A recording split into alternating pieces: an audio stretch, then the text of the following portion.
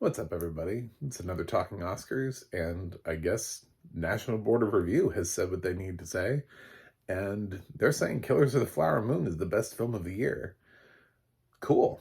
That's another win for Killers. That's another notch in its belt, and for those who thought Killers was maybe sliding out of the race, uh, looks like it's not. Actually, National Board of Review liked Killers quite a bit.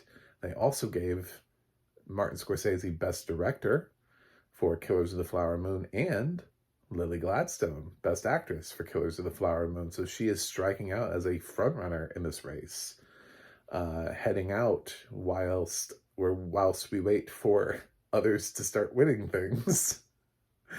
It's a Lily Gladstone feast, I guess, at these awards.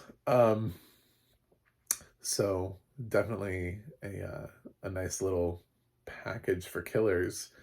Best Actor went to Paul Giamatti for The Holdovers, which was a nice makeup for him not being nominated for a Spirit nomination. So thank you to National Board of Review for putting Paul Giamatti back in the race. We also got Supporting Actor went to Mark Ruffalo instead of Charles Melton, making that race a little bit more interesting.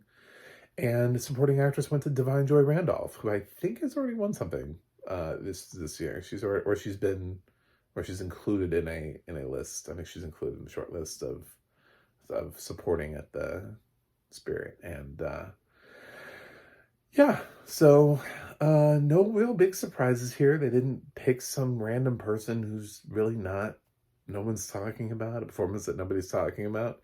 Their top 10 is interesting. But then again, I'm not entirely sure about their top 10 and how, like, what was eligible and what wasn't, because I don't think the international films were eligible. So I don't know that this is the most telling top 10, because I noticed like Anatomy of a Fall was named Best International Feature, but it's also not in NBR's top 10, and I can't remember how that works. I thought it was American Film Institute where the film had to be an American film to be in the top 10. I didn't think NBR had that requirement, but it is weird that Ferrari is in the top 10. I'm going to be honest. I was like, wait, what? Ferrari? Are we... Ferrari's back in the race? No, all right. Cool. Thanks for that. Ferrari's back in. Got it. They did leave out American Fiction, did not make NBR's top 10. The Color Purple did not make NBR's top 10. So there were a couple of notable omissions. Origin doesn't seem to be taking off in the way that people were hoping it would. So just a couple of things in that top 10, but otherwise the top 10 is pretty solid. I think Ferrari was the one where I was most like, I don't think anybody's thinking about this for picture, but cool. I guess for fans of Ferrari, I don't know, when I watch Ferrari, I may be like, yeah, it deserved more attention than it got. But I like Michael Mann films. I actually like Black Hat. Yeah, I know somebody right now just stopped watching the video and just threw their phone out the window. Just like, what? Yeah, I actually like Black Hat. Made like $3 million at the box office, but I enjoyed that. So anyway, those are basic reactions. The documentary was still, and animated feature, of course, is Spider-Man Across the Spider-Verse, which is interesting because Boy and the Heron made the NBR's top 10. I don't understand it either. This did not make sense to me. I was like, wait a minute, so The Boy and the Heron is in the NBR top 10, but it did not win animated feature. But Anatomy of a Fall is international feature, but did not make the NBR top 10. So if Anatomy of a Fall had made NBR's top 10, would Zone of Interest won the international feature? What are the rules? How do you put The Boy and the Heron in the top 10 but then not give it animated feature? Weird.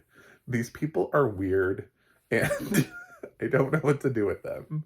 So I'm officially declaring the NBR to be weird. but I appreciate them because actually their choices are pretty helpful and solid in helping to pick out um, moving forward where this race is headed.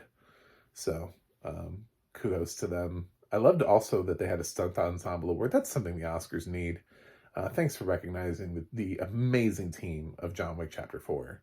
We're just, the stunts on, I mean, that film is just a giant stunt work, just nonstop. So kudos to them for winning something, winning the recognition they deserve. Anyway, that's it. I have nothing else. I have no deep thoughts on this. I don't consider any of these to be surprises in a way where I think these people outside of the race. I don't think there's anybody here who isn't being considered for anything except Ferrari for Best Picture is not going to happen. But other than that, you know why it's not going to happen? Okay, this is why it's not going to happen. I'll explain. It's Neon, and Neon is really pushing Anatomy of a Fall. You always have to think about the distributors too and where their priorities are going. I think Neon knows that their priority is their Palme d'Or winner, Anatomy of a Fall.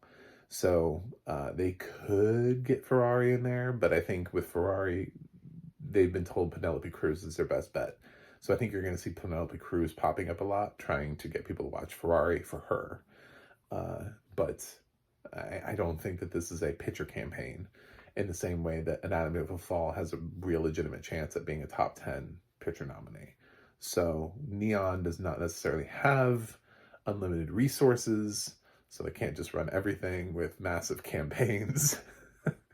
So yeah, I think that's part of the equation there is why I don't think Ferrari has the gas in the tank to get there. So anyway, thanks for watching. Thanks for subscribing. And I'll be back and bother you with the next big awards body that makes an announcement whenever they do. Until then, see you guys on the other side.